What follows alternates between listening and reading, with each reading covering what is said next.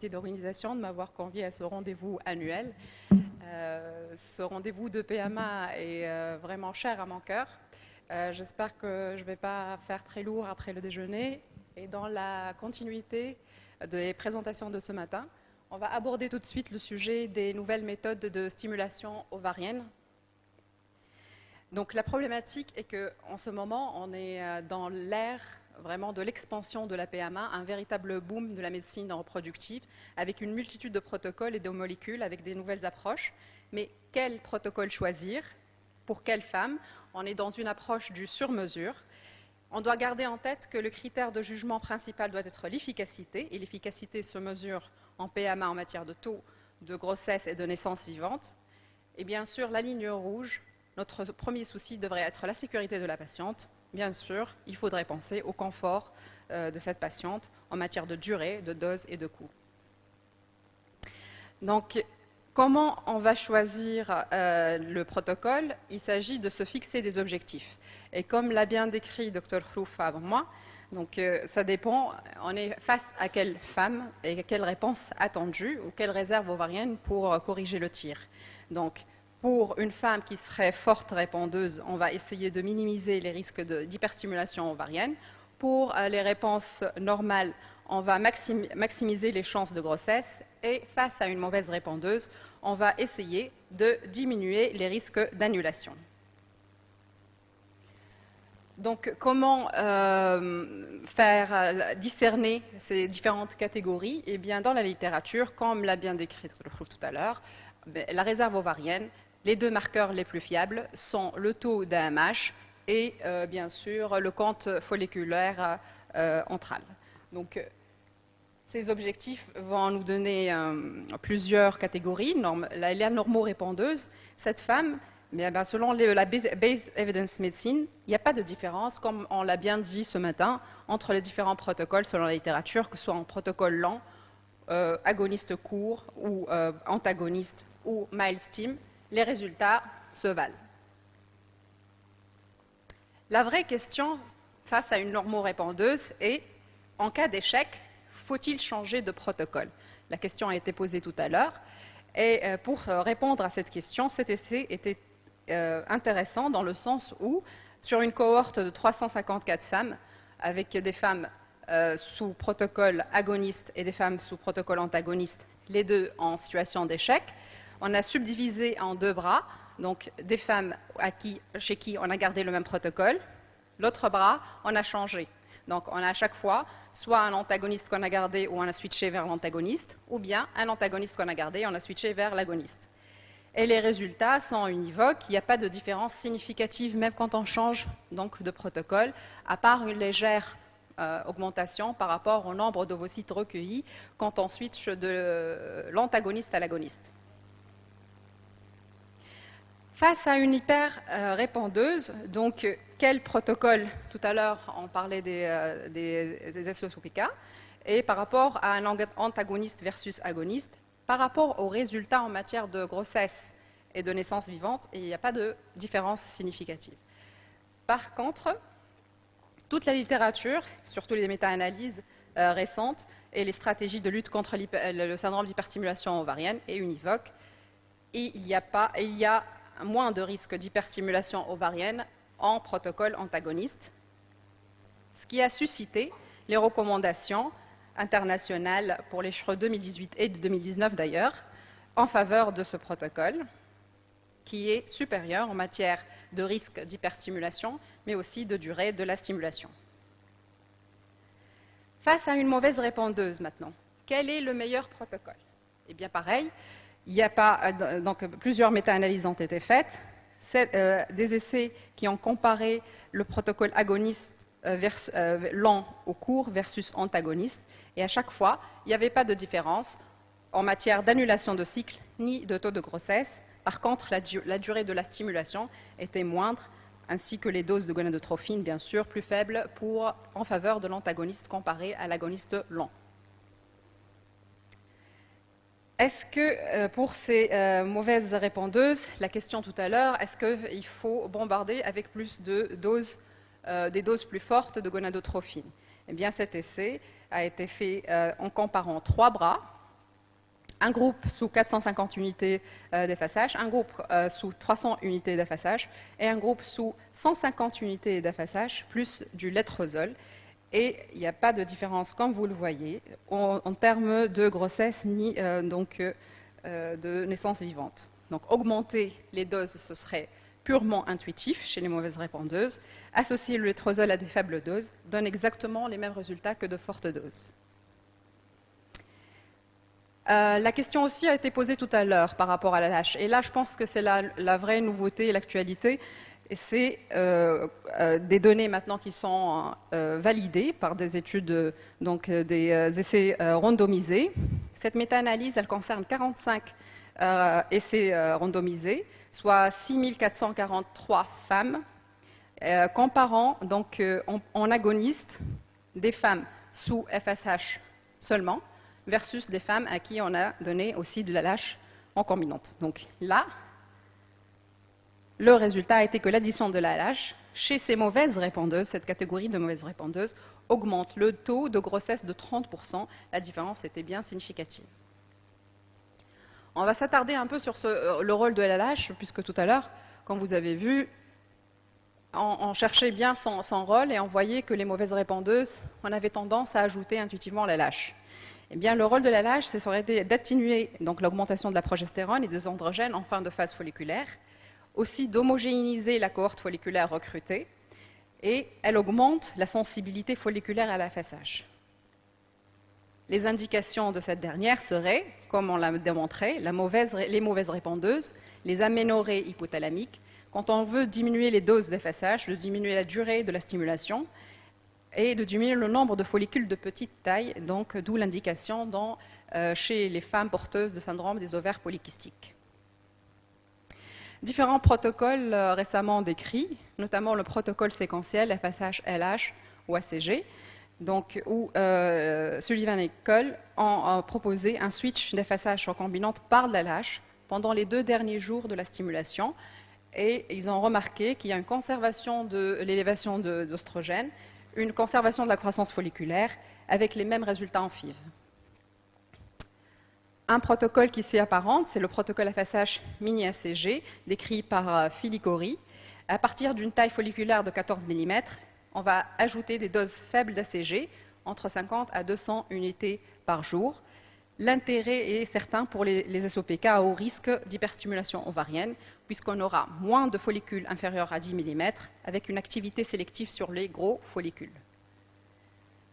Ce qui a inspiré cet essai, avec une étude randomisée sur 100 patientes porteuses d'ovaires polykystiques, avec haut risque d'hyperstimulation ovarienne, et le haut risque a été déterminé à partir de 30 follicules à J8. Donc à chaque fois qu'on a 30 follicules à J8, on va la classer haut risque d'hyperstimulation ovarienne. Le protocole était le suivant, c'est de donner 37,5 unités d'FSH, plus 75 à 550 unités par jour d'ACG pour 2 à 3 jours. Et là, on n'a pas eu de l'utilisation avec un taux de progestérone inférieur à 1,5 nanogramme par millilitre. Et on a conservé la qualité et de la glaire et de l'endomètre. Et on a eu 0 annulation avec les mêmes résultats en FIV. C'est un résultat quand même remarquable pour cette catégorie à haut risque. Je vais parler seulement pour cette plaque à propos du double déclenchement en matière de syndrome des ovaires polykystiques. Je pense que Dr Haluni va nous éclairer davantage sur le déclenchement, mais ça va dans le même sens avec cette activité ACG, où on va administrer 1500 unités d'ACG 2 jours après le prélèvement d'ovocytes, sans traitement supplémentaire par la progestérone. Et en conclusion, non seulement on a réduit le risque d'hyperstimulation ovarienne, mais elle a un taux de grossesse significativement élevé. Et on attend bien sûr d'autres études pour confirmer ces résultats, l'amélioration des résultats sous le double déclenchement. Cette activité ACG de la LH a été décrite aussi en FIV, en cycle spontané. Et à chaque fois qu'on a un follicule à 14 mm avec synchronisation selon le 2, comme a été décrit tout à l'heure, sous antagoniste, on va ajouter 150 unités par jour de ACG. Cette adjonction va être à un point de stimulation par l'antagoniste pour pallier à ce déficit de l'E2, de l'ostradiol, généré par les antagonistes. Comme ça, on optimise son effet. Donc les questions demeurent ouvertes, il y a vraiment un regain d'intérêt vers la LH, mais les questions restent ouvertes et des essais sont en cours, surtout par rapport au rapport optimal FSH-LH qu'on doit donner et à quel type de femmes on va supplémenter. Les questions seraient, est-ce que, hypothétiquement, on va augmenter les doses de LH chez les femmes porteuses de syndrome des ovaires polykystiques avec un haut risque d'hyperstimulation ovarienne et de plus faibles doses pour les normaux ou mauvaises répondeuses. On revient aux questions de protocole, faut-il encore hyperstimuler? Donc on est quand même dans une tendance mondiale en allant vers le single embryo transfert. C'est une obligation qui est complètement légale dans certains pays tels que l'Angleterre. On n'a pas le droit de transférer plus qu'un embryon. Aussi, cet environnement d'hyperstimulation ovarienne est complètement délétère à l'ovocyte, à l'embryon, à l'endomètre. Donc, pour être dans ce courant de pensée, c'est comme ça que le male stim a vu jour. Donc la male stimulation, ça fait un moment qu'on en parle, mais on en reparle encore, en sachant que la définition a toujours été un peu ambiguë. Donc au départ, ça a été par rapport aux doses de gonadotrophine, avec une courte durée, associée à un antagoniste, surtout on l'associe souvent à un antagoniste. Les traitements en PEROS, est-ce qu'on donne des anti-oestrogènes ou des inhibiteurs de l'aromatase, cycle naturel ou cycle modifié, donc plusieurs choses rentrent dans le cadre de la male stim. Dernièrement, le curseur de la définition s'est passé à la réponse. À chaque fois qu'on a envie d'avoir moins que 7 ovocytes, on va être en male stim. Donc ce protocole, on va le rappeler, soit on a un pré-traitement ou pas, on va donner du citrate de clomiphène pendant 5 jours, puis introduire donc les gonadotrophines à des doses qui sont modérées à légères, 150 unités d'FSH, 150 unités de HMG, et on va introduire l'océtrotide à chaque fois qu'on a un follicule à partir de 13 mm, comme on le fait, donc en flexible, et on va déclencher à chaque fois qu'on a une maturité folliculaire satisfaisante pour ponctionner 36 heures après et faire le support de la phase lutéale. Donc ça, c'est pour, bien sûr, le tout sous un monitorage et échographique et biologique par l'ostradiolèmie. Donc, est-ce qu'elle est meilleure, cette male stim? Eh bien, elle est en tout cas pas pire, parce qu'elle donne les mêmes résultats, mais par rapport au nombre de blastocytes, même si elle donne moins de blastocytes, elle donne autant de blastocytes de bonne qualité ou de top quality. C'est ce qu'on a besoin pour faire des bébés. Autre chose, quand on fait des coupes histologiques et une étude moléculaire sur l'endomètre, si vous voyez bien dans ces plaques-là, donc à chaque fois qu'on est en male stim, si on compare avec le cycle naturel, eh bien l'endomètre il ressemble davantage à la physiologie naturelle plutôt qu'en conventionnel où on a une altération franche de l'endomètre. Bien sûr, l'étude moléculaire aussi, elle suit le même profil. Ceci peut s'expliquer par un corps jeune qui reste fonctionnel en male stim. On n'aurait pas besoin de faire une supplémentation de la phase lutéale. Et pour ceci, cette étude est très intéressante malgré le petit échantillon. Eh bien, on a fait une étude sur 15 patientes en male stim sous 100 mg de citrate de clomiphène avec 150 unités de FSH recombinante à partir de J5. Et on a fait un dosage de la progestéronémie et le taux de LH le jour du déclenchement, puis le jour de la ponction, puis le jour du transfert et à J9 donc, de la ponction pour avoir un peu le profil hormonal de la patiente. Et à chaque fois qu'il y avait une anomalie, on va rectifier le tir par une supplémentation. Et on a vu qu'avec la male stim, on n'en avait pas besoin. Donc le profil physiologique ne nécessite pas d'apport exogène. Et donc elle peut éviter, cette male stim, le dysfonctionnement de ce corps jeune. Par rapport au taux de grossesse, donc il n'y a pas de différence significative dans les différentes, avec une revue de la littérature qui est exhaustive, avec des méta-analyses, avec des échantillons, de grands échantillons, et même récemment, ça a été fait 5 études randomisées comparant forte dose de gonadotrophine versus faible dose seule. Pas de différence avec les grossesses, ni avec les taux de naissance vivante. Pareil, une autre méta-analyse avec 9 études comparant gonadotrophine forte dose, gonadotrophine faible dose avec citrate de clomiphène pour 3 études ou létrozole, pareil, pas de différence en matière de grossesse et de naissance vivante. Par contre, En matière de coût, bien sûr, il n'y a pas photo. Ça coûte beaucoup moins cher de stimuler en MailStim en matière de visite au laboratoire ou en matière de gonadotrophine.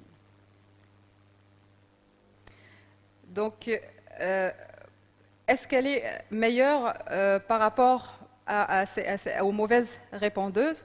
Je pense que la question du protocole, c'est pareil entre les différents protocoles. Par contre, donc les recommandations vont vers cette MailStim parce qu'elle coûte donc moins cher et qu'elle a les mêmes résultats.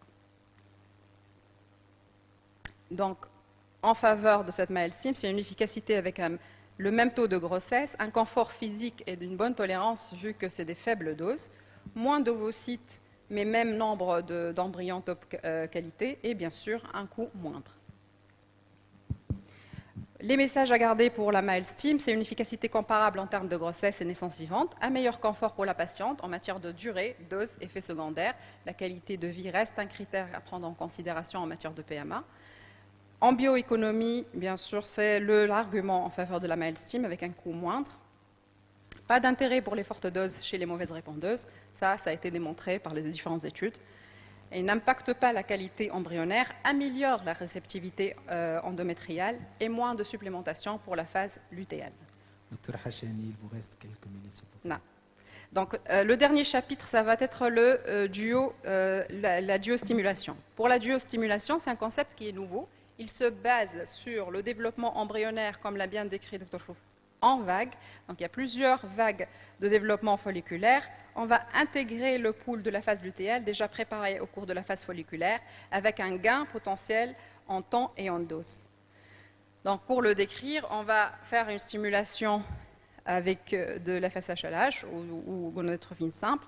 On va faire un premier déclenchement. On va faire un arrêt pendant 4 jours, puis reprendre à J5 le même protocole et faire la ponction selon le monitorage qui peut être plus ou moins compliqué, comme ça a été décrit. Aussi, d'autres alternatives, c'est la chlorphyllietropine alpha, donc qu'on va utiliser avec la FSH-LH. Mais c'est le même protocole décrit tout à l'heure. Donc, ceci a montré qu'on gagne donc un nombre supérieur de follicules, surtout chez les femmes mauvaises répondeuses. Donc, on a un cumul qu'on gagne sur la conservation aussi.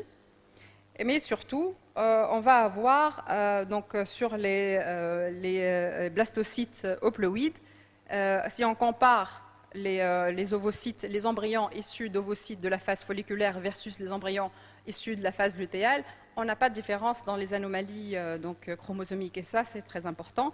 Ils ont poussé encore plus loin. Il n'y a pas de différence, même d'anomalie congénitale, entre les embryons issus de phase folliculaire versus embryons issus de phase lutéale.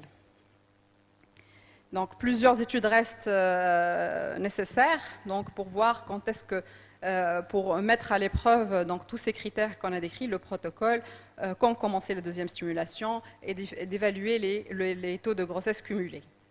Les messages à garder en tête, donc pour la duostimulation, c'est le protocole antagoniste normodosé en gonadotrophine à reprendre après 4 à 5 jours de la première ponction, plus d'ovocytes récupérés.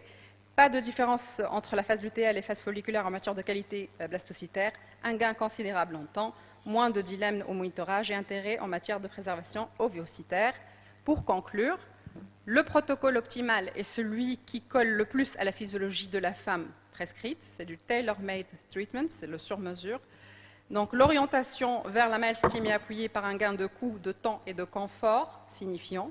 Les nouvelles connaissances du cycle ovarien et de la biologie embryonnaire a permis d'explorer des procédures innovantes, duostim, double déclenchement, technique prometteuse à mettre à l'avantage à l'épreuve scientifique. Et je vous remercie. Merci, Dr Hachani, pour votre présentation. Et on donne à l'assistance la parole pour poser des questions.